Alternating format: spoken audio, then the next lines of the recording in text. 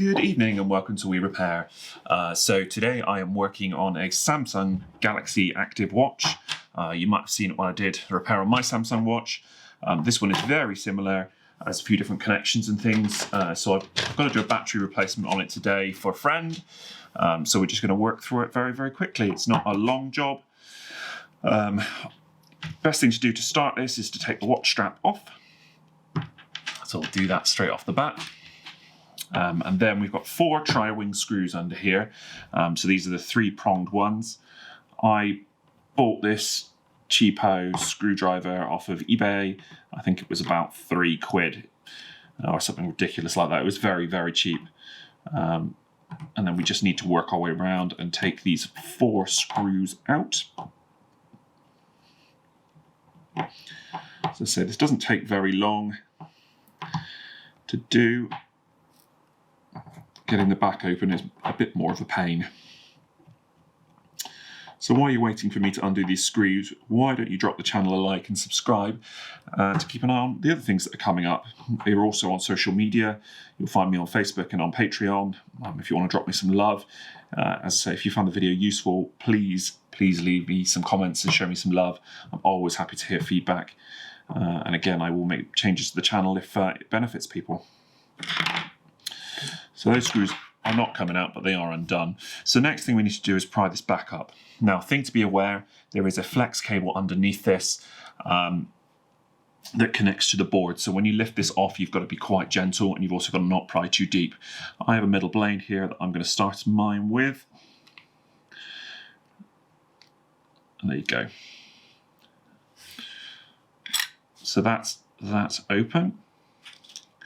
So there's our connection just there. I don't know if you can see that one.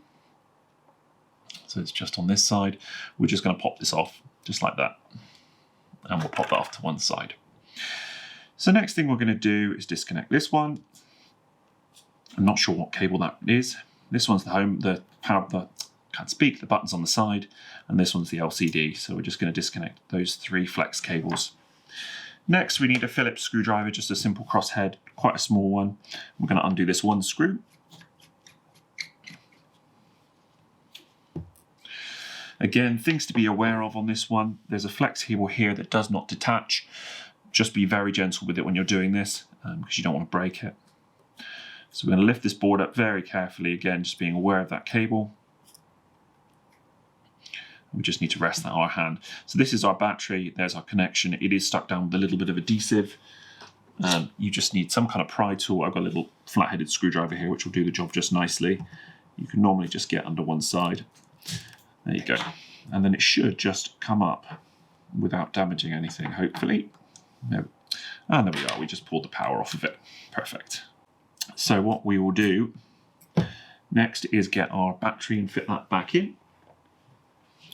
So here's our battery. Pay attention to the little divot at the end. That does need to go over the little divoty thing in the board. This is just down here. So there's our battery connector down in position. We'll now work this back into position ourselves, like so.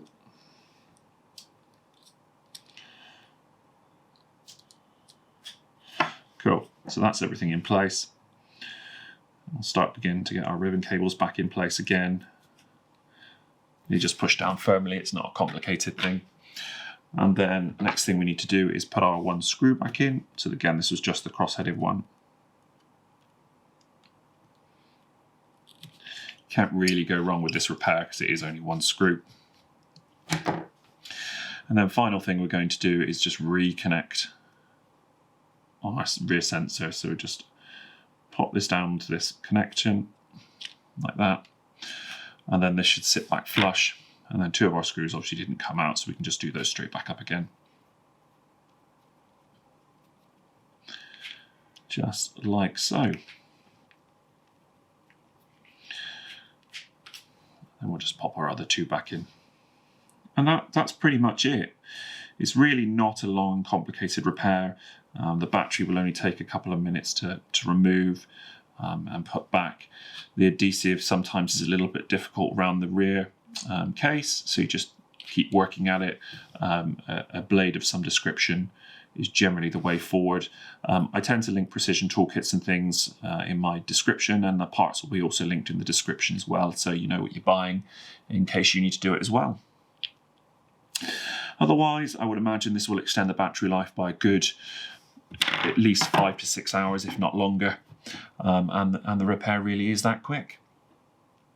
If you found the video useful, please drop me a like, leave me a comment, subscribe to the channel, ask any questions you need to. I always do try to reply. But otherwise, thanks for watching, and I'll see you in the next video.